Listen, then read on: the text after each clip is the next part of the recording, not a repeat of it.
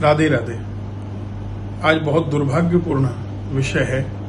श्री राधा रानी को लेकर किसी कथावाचक के द्वारा एक बड़ी अनर्गल टिप्पणी की गई है कि श्री राधा का विवाह किसी और के साथ हुआ था। मैं रावल और बरसाने पर बात नहीं करूंगा, क्योंकि उसके लिए ब्रजवासियों की शरण में आइए, ब्रज में रहिए, तब पता चलेगा कि रावल जन्मभूमि थी या बरसाना। बरसाना में कचहरी थी राधा रानी के पिता की, और वर्ष में एक बार जाते थे या वहीं निवास करते थे। इस सब के लिए ब्रज में आना पड़ेगा। लेकिन बहुत गलत विषय आपने उठाया, बिना पढ़े, बिना जाने, बिना अध्ययन किए आपने कह दिया कि श्री राधा के पति का नाम अयन घोष था। कृष्ण से विवाह नहीं हुआ था। कृष्ण की 16,108 पत्नियों में श्री राधा का नाम नहीं था। कैसे होगा? श्री राधा क्या द्वारिका रहती थी क्या? श्री राधा क्या ब्रज को छोड़कर जाती है क्या? मैं आज प्रमाण सहित आपको उत्तर देना चाहूंगा, और मैं चाहूंगा कि आप इन प्रमाणों का प्रमाण सहित उत्तर देने की कृपा करें। सबसे पहले हम बात करते हैं ब्रह्म वैवर्त पुराण की। राधा कौन है? देखिए, एक साथ ब्रज में श्री राधा नाम की 6 गोपियां थीं, ऐसा मैंने रसिकों और संतों के मुखारविंद से बचपन से श्रवण किया है। फिर भी ब्रह्म वैवर्त पुराण की बात करते हैं, जहां वर्णन है कि जब श्री राधा रानी के माता पिता ने उनका विवाह करने का निश्चय किया, तो श्री राधा रानी अपनी छाया राधा को अपने घर में छोड़कर अंतर्ध्यान हो जाती है। छायां संस्थाप्य तद्गेहे सांतर्धानमवापह बभूव तस्य वैश्यस्यो विवाहश्छायया सह। आपकी स्क्रीन पर दिखाई दे रहा है, पढ़ते रहिएगे। किसके साथ विवाह हुआ उस रायण गोप का? कौन है रायण गोप? यशोदा जी का सहोदर भाई। कौन है रायण? श्री कृष्ण के मामा। क्या यह संभव था? किसके साथ विवाह हुआ? उस रायण गोप का छाया राधा के साथ, न कि श्री राधा के साथ। और यहीं सबसे नीचे अगर आप देखें, कृष्णेन सह राधायाः पुण्ये वृंदावने वने विवाहम कारयामासो विधिना जगताम विधि। गर्ग संहिता में भी वर्णन है, यहां ब्रह्म वैवर्त पुराण में भी आप नीचे पढ़ रहे हैं। स्वयं ब्रह्मा जी ने श्री राधा रानी का विवाह ठाकुर जी के साथ भांडीर वन में कराया।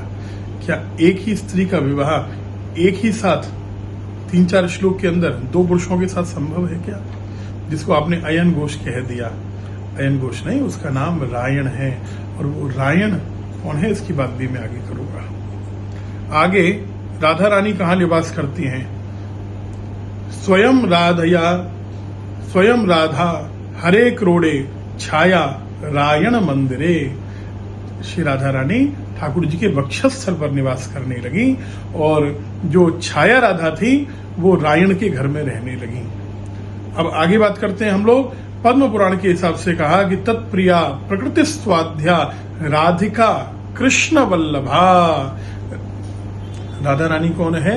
कृष्ण की प्रिया और पत्नी है।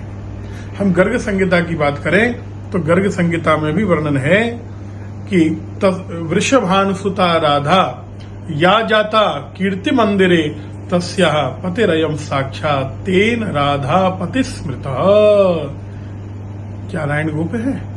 गर्ग संहिता के अनुसार श्री राधा रानी का विवाह ठाकुर जी से हुआ। अरे जब श्री राधा कृष्ण एक ही है, स्वयं ठाकुर जी के वामांग से श्री राधा रानी प्रकट होती हैं, शास्त्र प्रमाण है।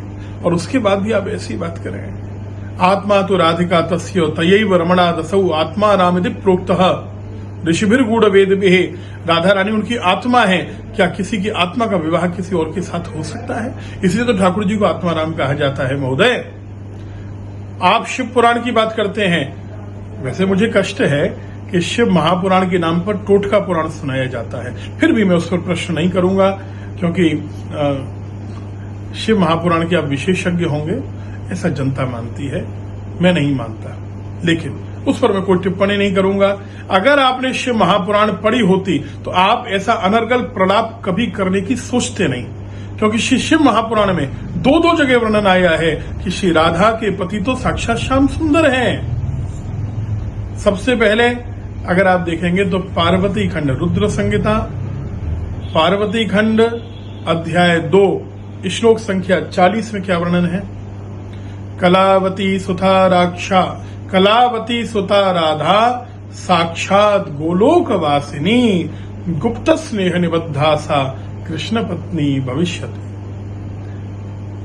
शिव महापुराण में जब स्पष्ट वर्णन है, धन्य मैना, धन्या, कलावती, ये तीनों जब पितरों की कन्याएं, इनकी जब चर्चा आती है तो वहां स्पष्ट वर्णन है कि कीर्तिदा जी का विवाह वृषभानु जी से होगा, उनकी कन्या का नाम श्री राधा होगा और उनका विवाह श्री कृष्ण से होगा।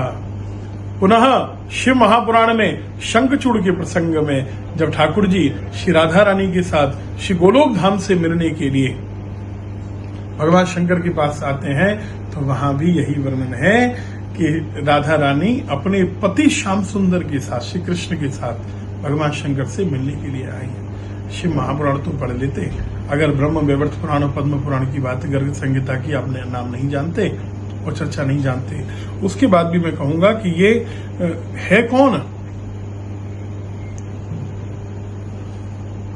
रायण गोप कौन है? ये भी कोई ये कोई साधारण पुरुष नहीं है। रायण गोप जो है ठाकुर जी के अंश से ही प्रकट हुआ है। वृषभान सुता त्वं चो राधा छाया भविष्यसि, मत कला शस्य रायण त्वाम विवाहे ग्रहीष्यति। स्वयं ठाकुर जी ने श्री राधा रानी से कहा।